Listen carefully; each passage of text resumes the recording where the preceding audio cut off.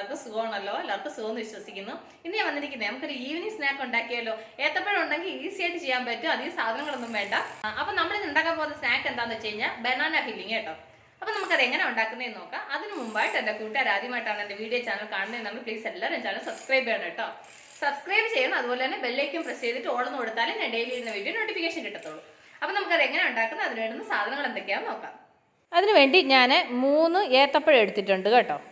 പിന്നെ നിങ്ങൾ പഴം എടുക്കുമ്പോൾ ഒരുപാട് പഴുത്ത പഴം എടുക്കരുത്, പിന്നെ ഒത്തിരി കായായിട്ടുള്ള പഴം എടുക്കരുത്. ഈ ഒരു പരുവത്തിൽ പഴുക്കണം കേട്ടോ. ഒരു മീഡിയം ആയിട്ട് പഴുക്കണം, നമുക്ക് കഴിക്കാൻ പറ്റുന്ന ഒരു പരുവത്തിലായിരിക്കണം. ഒരുപാട് പഴുത്ത് പോയി കഴിഞ്ഞാൽ ഇത് ഞാൻ ഈ പറയുന്ന റെസിപ്പി നമുക്ക് ചെയ്യാൻ പറ്റത്തില്ല. ഈ ഒരു പരുവത്തിലുള്ള പഴം വേണം എടുക്കാൻ. ഇനി ഇതെന്നാ ചെയ്യണമെന്ന് വെച്ചാൽ, ഇതുപോലൊരു പാത്രത്തിനകത്ത് ഞാൻ ഇതുപോലെ ഈ പഴം ഇട്ട് ഇതിനകത്ത് നിരപ്പിനെ വെള്ളം വെച്ചിട്ടുണ്ട്. ഇനി ഇത് നമുക്ക് നന്നായിട്ടൊന്ന് വേവിക്കണം. അപ്പോൾ ഞാനിത് അടപ്പ് വെച്ച് ഇതൊന്ന് വേവിക്കട്ടെ. അപ്പോൾ ഇത് ഇവിടുന്ന് വേവട്ടെ. വേവുന്ന നേരത്തെ നമുക്കിത് ഫില്ലിംഗ് ഉണ്ടാക്കണം. അതിന് വേണ്ടുന്ന എന്തൊക്കെയാണെന്നുള്ളത് നമുക്ക് നോക്കാം. അത് ഫില്ലിംഗ് ഉണ്ടാക്കാൻ വേണ്ടി ഞാൻ കുറച്ച് ബദാം എടുത്തിട്ടുണ്ട്, കുറച്ച് അണ്ടിപ്പരിപ്പ് എടുത്തിട്ടുണ്ട്, പിന്നെ 1 ഏലക്ക എടുത്തിട്ടുണ്ട്. ഇനി ഇതെന്നാ ചെയ്യണമെന്ന് വെച്ചാൽ, ഇത് മിക്സിയുടെ ജാറിലേക്ക് ഇട്ടിട്ട് ഇത് നന്നായിട്ടൊന്ന് പൊടിക്കണം. ഒരുപാടങ്ങ് പൊടിയാൻ പാടില്ല, ഒന്ന് ക്രഷ് ചെയ്തെടുക്കണം. അപ്പോൾ ഞാനിതൊന്ന് പൊടിച്ചുകൊണ്ട് വരട്ടെ. അപ്പോൾ ഇത് നമ്മൾ ഇതുപോലെ ക്രഷ് ചെയ്തെടുത്തു. ഇനി നമുക്ക് എന്നാ ചെയ്യണമെന്ന് വെച്ചാൽ, അത് കഴിഞ്ഞ് പാൻ അടപ്പേ വെച്ചു. ഇനി നമുക്ക് ഇതിലേക്ക് 1 ടേബിൾ സ്പൂണോ നെയ്യ് ഒഴിച്ചു കൊടുക്കാം.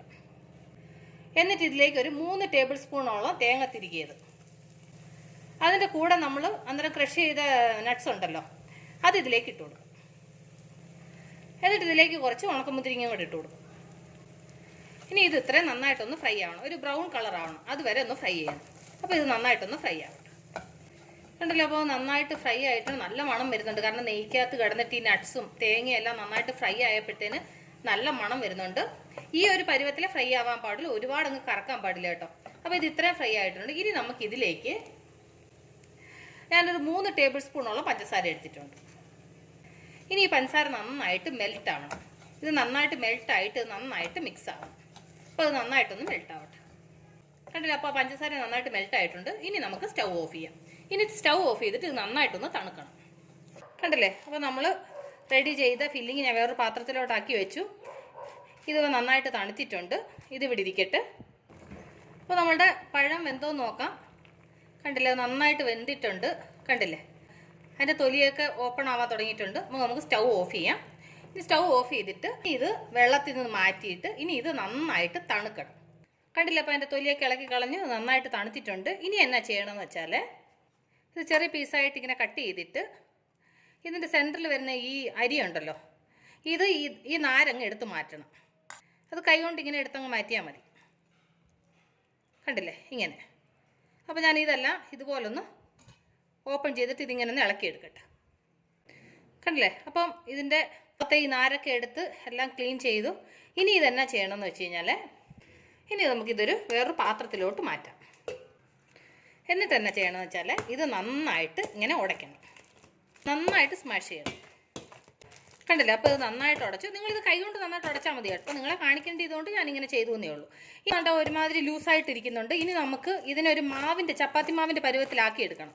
അപ്പോൾ ഇതിനകത്ത് നമുക്കിനി എന്തെല്ലാം ചേർക്കാമെന്നുള്ളത് നമുക്ക് നോക്കാം.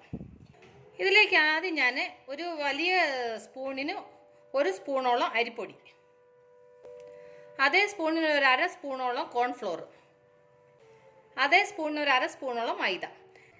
ഇത് നിങ്ങൾ മിക്സ് ചെയ്യുന്ന സമയത്ത് ഇതിൻ്റെ വെള്ളത്തിൻ്റെ അംശം നന്നായിട്ട് പോയിട്ട് നമ്മൾ മാവ് പരുവത്തിൽ നമുക്ക് കുഴച്ചെടുക്കണം. ആ രീതിയിൽ നിങ്ങൾ മാവ് ചേർത്ത് കൊടുത്താൽ മതി. അത് നോക്കിയിട്ട് ചേർത്താൽ മതി കേട്ടോ. ഇല്ലെന്നുണ്ടെങ്കിൽ ഈ മാവിന് പകരം നിങ്ങൾ ബ്രെഡ് ഇതിൻ്റെ കൂടെ പൊടിച്ചിട്ട് നന്നായിട്ട് കുഴച്ചെടുത്താൽ മതി. ഓക്കെ, ഇപ്പോൾ നിങ്ങളുടെ അടുത്ത് അരിപ്പൊടിയില്ല, മൈദ മാത്രമേ ഉള്ളൂ, കുഴപ്പമില്ല. നിങ്ങൾ മൈദ മാത്രം ചേർത്തോ, അല്ലെങ്കിൽ മൈദയില്ല, നിങ്ങളുടെ അടുത്ത് അരിപ്പൊടി മാത്രമേ ഉള്ളൂ, വെറും അരിപ്പൊടി മാത്രം ചേർത്താലും മതി. അതിൻ്റെ കൂടെ ഇച്ചിരി കോൺഫ്ലോറോട് ചേർക്കുമ്പോൾ ഇച്ചിരി ക്രിസ്പി ആയിട്ടിരിക്കും. അതിന് വേണ്ടിയിട്ടാണ്. നിങ്ങൾക്ക് എന്താ ഉള്ളത് അത് നിങ്ങൾ യൂസ് ചെയ്യുക. അപ്പോൾ ഞാൻ എൻ്റെ അടുത്ത് ഇത് 3 ഉള്ളത് കൊണ്ടാണ് ഇത് 3 ഞാൻ ചേർത്തത്. കണ്ടോ, ഇതിപ്പോൾ ഇച്ചിരി കൂടെ വെള്ളം പോലെ ഇരിക്കുന്നു. നമുക്കിനി ഇച്ചിരി കൂടെ ഒരു അരിപ്പൊടി ചേർത്ത് കൊടുക്കാം. പിന്നെ ഞാനൊരു 1/2 സ്പൂണോളം അരിപ്പൊടി ചേർത്തു. നമുക്ക് നന്നായിട്ടൊന്ന് കുഴയ്ക്കാം. ഒരു ചപ്പാത്തി പരുവത്തിൽ കുഴച്ചെടുക്കണം. അപ്പോൾ ഞാനിത് നോക്കിയിട്ട് ഇതിൻ്റെ അളവിന് കുറച്ച് മൈദയും കുറച്ച് കോൺഫ്ലോറും അരിപ്പൊടി നിങ്ങളുടെ ആവശ്യത്തിന് നിങ്ങൾ ചേർത്ത് കുഴച്ചെടുക്കണം കേട്ടോ. ഇത് ഇച്ചിരി കൂടെ വെള്ളം പോലുണ്ട്, ഇച്ചിരി കൂടെ മാവ് ചേർത്ത് കൊടുക്കും, കുറച്ചും കൂടെ അരിപ്പൊടി ചേർത്ത് കൊടുക്കും. കണ്ടില്ലേ, അപ്പോൾ ഞാനിത് മാവിൻ്റെ രൂപത്തിൽ ഞാനിത് നന്നായിട്ട് കുഴച്ചെടുത്തു. ഇനി എന്നാ ചെയ്യണമെന്ന് വെച്ചാൽ, ഇതിൽ നിന്ന് ഒരു ബോൾ ടൈപ്പിൽ എടുക്കുക. നമ്മളിപ്പോൾ ചപ്പാത്തി മാവ് എടുക്കുന്നത് പോലെ ഈ ഒരു പരുവത്തിൽ എടുക്കുക. എന്നിട്ട് ഇതിനെ നന്നായിട്ട് ഉരുട്ടണം. നന്നായിട്ട് ഉരുട്ടിയതിന് ശേഷം നമ്മുടെ കൈ വെച്ച് ഇതിനെ ഇതുപോലെ പരത്തണം. പരത്തിയതിന് ശേഷം നമ്മൾ അന്നേരം ഫ്രൈ ചെയ്ത് വെച്ച ഫില്ലിംഗ് ഉണ്ടല്ലോ, അതിൽ നിന്ന് കുറച്ച് ഇതുപോലെ എടുത്തിട്ട് ഇതിൻ്റെ സെൻറ്ററിൽ ഇങ്ങനെ വെച്ചിട്ട് ഇതിങ്ങനെ ക്ലോസ് ചെയ്യണം.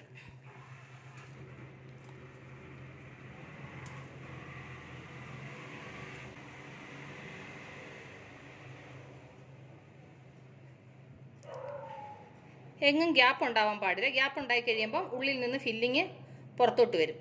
അപ്പോൾ അതുകൊണ്ട് ഇത് നന്നായിട്ട് ഫില്ല് ചെയ്യണം. ഫില്ല് ചെയ്തതിന് ശേഷം നമ്മുടെ കൈ വെച്ച് ഇതിൽ വെച്ചിട്ട് പതിയെ ഇതുപോലൊന്ന് പ്രസ് ചെയ്തിട്ട് ഇതുപോലൊന്ന് ഉരുട്ടിയിട്ട് ഈ ഒരു ഷേപ്പിലെടുക്കണം. കണ്ടില്ലേ? അപ്പോൾ ഈ ഒരു പരുവത്തിലാക്കിയെടുക്കണം. അപ്പോൾ ഞാൻ ബാക്കിയുള്ള മാവ് ഇതുപോലൊന്ന് ആക്കിയെടുക്കട്ടെ. കണ്ടില്ലേ? അപ്പോൾ ഞാൻ ഇതെല്ലാം ഇങ്ങനെ ആക്കിയെടുത്തു. ഇനി നമുക്ക് ഇതെന്നാ ചെയ്യണമെന്ന് വെച്ച് കഴിഞ്ഞാൽ കൊണ്ട് ഇത് ഫ്രൈ ചെയ്യണം.